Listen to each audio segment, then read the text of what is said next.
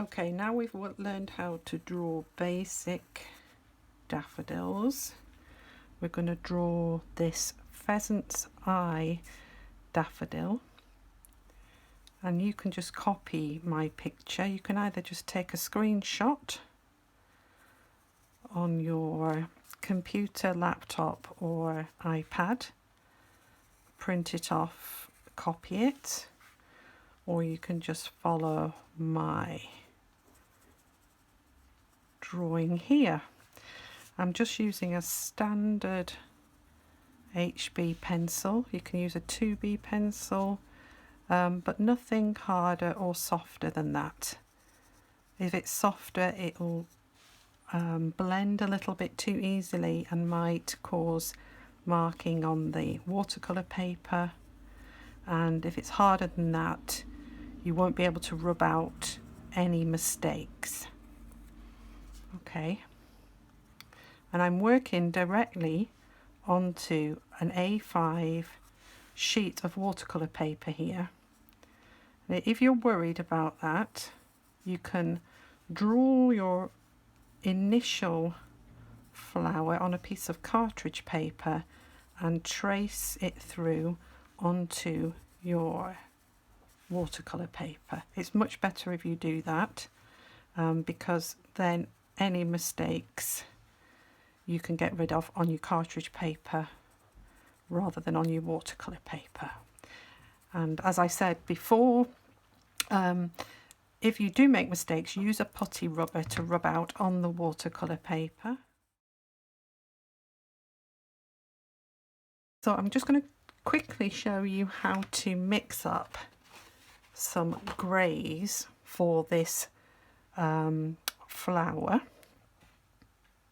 We need a series of greys because the flower is white. Okay, so what we use in watercolour is we use a mix of ultramarine and alizarin crimson. That's these two colours here. Alizarin crimson is a dark red and ultramarine is your dark blue, but not the inky blues, not the phthalates or the indigos. Make sure you use the ultramarine. And we mix a purple, and this one here is a purple sitting almost exactly in the right tone that I need, which is this one. It's watered down quite a lot and it does dry lighter. This one here is mixed with a little bit more red, alizarin crimson in it, and you can see it's redder. And then this one is mixed with a little bit more blue in it, and you'll see it's a bit bluer than the others. So you need to find the right tone for the grey that you're after. So you need to look at your image, find the tone of purple that you need, and then if you have some Payne's grey, this is Payne's grey, right? That's what it looks like. It's a tone down from black. If you don't have Payne's grey, you can use black. And you take the mix that you want to use and you add a tiny bit of Payne's grey into it. So I'm taking this mix, which is the one that's sitting in the middle of the purple spectrum, and I'm putting it into a separate pot, and then I'm just going to take a really small dot of Payne's grey, and then I end up with something that looks like this, or this, dry. Okay, so it's a purple tinted grey that you're after, and the purple warms the grey up, which is essential for this flower. Okay, so what we're going to do is I'm going to mix up a little bit more of that purple that I need, and then I'm going to add a little bit of grey into it, and then I'm going to add lots of water. The way you make colours almost white is by adding water to them, so you see the white of the paper coming through. Okay, so and then we're going to start to apply them. Now the petal here is almost completely grey, so just fill it in as best you can. I'm doing this what they call wet on dry, so I'm applying wet paint to dry paper. And you sort of look at this and you think, oh my God, I don't know if this is going to work. But it's essential that you use these grey tones to offset the white or lighter tones. Okay. So again, look for the darker sections of each petal and paint them with this colour.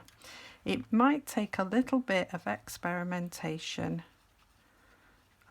but you will get there with your colour mixing. And remember that these mixes dry lighter than when you put them on initially as they dry out. So you can see there's a section in there.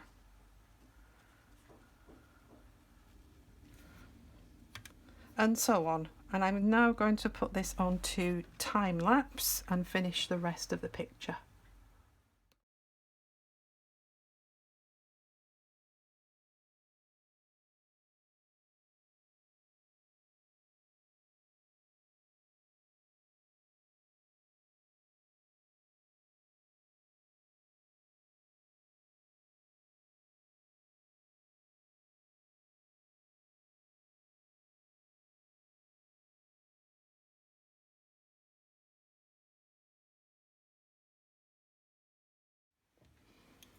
Okay, now we've got a little bit of grey on this Narcissus poeticus. We're going to do the stem while this dries off a little bit. All I've done is I've started with the initial grey colour, and then I've just put extra layers on top of one another. So I put a layer down, I dried it off with a hairdryer, I put another layer down, I dried it off with a hairdryer, and I just built up those tones that you can see on those leaves. And if you squint at the image, you can see the tones. You'll be able to see where the lightest part of the petal is and where the darkest part. So if you start with those bits first, and then you can add the details on as you go along. But while we're waiting for this to dry, we're going to put the stem in, and I've mixed a sap green here with a little bit of lemon yellow, just to make it a little bit acidic in colour. So rather than using the cadmium yellow, which is the primary yellow in watercolour, using the acidic lemon yellow, and it will give you that freshness you need for a spring green. Okay, the green will help balance the picture and also give you some idea of the tonal values. It will help see the grey areas on the white petals as white. Okay, so we've got our little bit of green there. I'm just going to quickly dry that so it doesn't run with a hairdryer.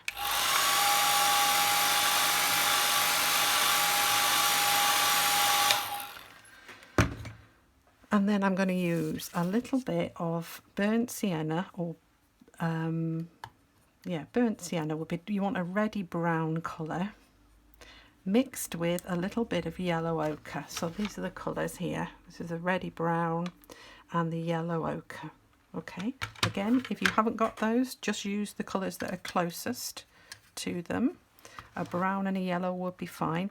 And we're going to use that colour for the casing. This is the casing that was around the bud of the daffodil initially, before it came out, protecting it. So it's quite brown, but it will dry lighter, and we're going to add some extra layers of this colour to it once it's dried. Okay, there we go. Now by that time this should be dry, so what we can do is put the centre of the flower in, and the centre of the flower in this instance is very acidic. Some daffodils are acidic in colour and others are warmer. So look at your daffodil, and we can actually colour the whole of this in the yellow. Again, I've put quite a bit of water in this yellow, but I'm going to cover most of the central trumpet in that colour, and we need to let that dry. However, before you dry it off with a hairdryer, just take a stronger solution of that lemon and put it in around the centre. If you can sort of paint around those stigma and stamen that are in the centre, that would be great. Just a little suggestion in there like that. And it even goes a bit green in the middle, so we could take a little touch of green and just add that in. Okay, and the next thing to do is to put some orange on. Now, you can choose to be brave in this instance or not. It's up to you. Either dry off the yellow, or you can try and put it in so that it bleeds a little into the yellow. So you can put it around the edge like this, and you can see this will really pop now because of the orange application. And luckily I have an orange watercolour.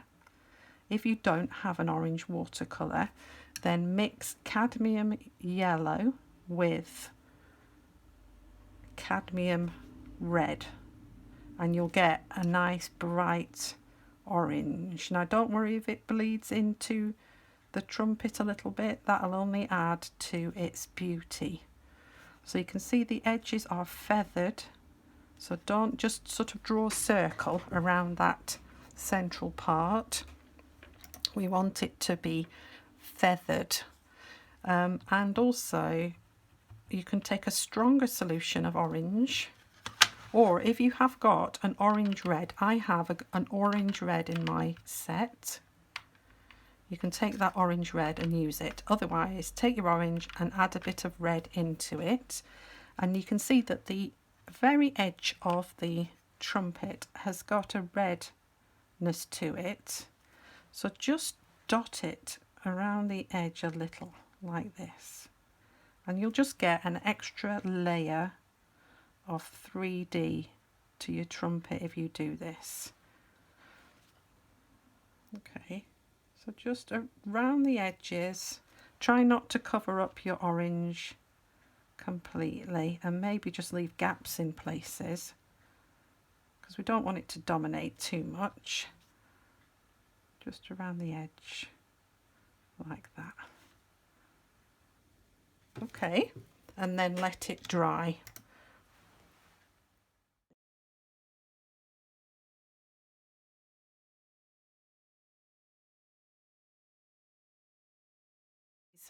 So now all I'm going to do is add extra tones, and I'm just going to do that by adding another layer of colour, the same colour as I used previously, on top of the dried paint, and that will create shadows and also texture to your finished painting. So look carefully at the various areas and decide whether they need extra layers of tone. And you can always add in a little bit of the straight green out of your palette. So, you know, you could use a bit of olive or sap green or something like that, just to get those tones a little darker. So I'm going to I'm going to put this on time lapse so you can watch me do this. So I will just be adding extra layers of green here and here, extra layers of the burnt sienna mixed with yellow ochre here, and I may go in and put some extra darker sections just in the center of these petals, near the center, near the middle of the flower. And then I'm going to add splashes of yellow in here, and I'm just going to put a little bit, probably of this mix, where the stamen are. Okay, so just build up your colours slowly.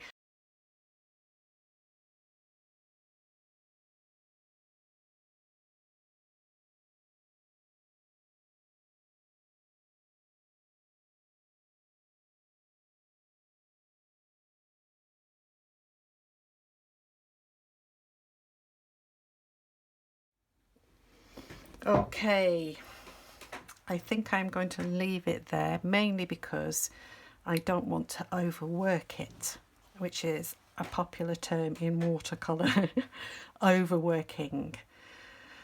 Keep adding layers, but try and keep your colours pure. That means don't mix too many together. Just work with two colours together if you can, so blue and red, or you know, blue red with a tiny bit of black in it and things like that. Don't mix millions of colours, they end up getting really muddy. Okay,